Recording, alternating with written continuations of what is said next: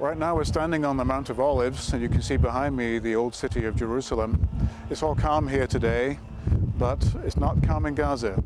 That's where there's a frantic effort to try to recover bodies, recover homes, help people to resettle, and most of all to bring urgent humanitarian supplies to many thousands of people who are desperate. We have 10 full-time staff permanently in the Gaza Strip, and in the last couple of days they've been doing rapid assessments to try to get a picture of the damage and the need. That will take a few more days to get the full picture, but right now it's very clear that almost every family in Gaza needs urgent humanitarian supplies.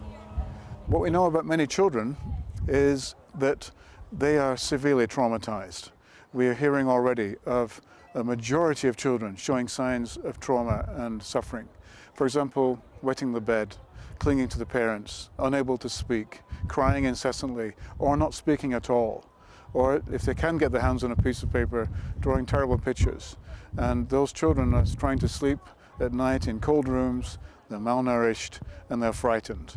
It's going to take a while to try to help those children to get back into normal life again. On both sides of this conflict, there's damage and hurt, but of course it's vast in the Gaza Strip. I wish people could come sit down with a Palestinian family or an Israeli family and see what ordinary people want here. The warmth of the family, the cup of tea.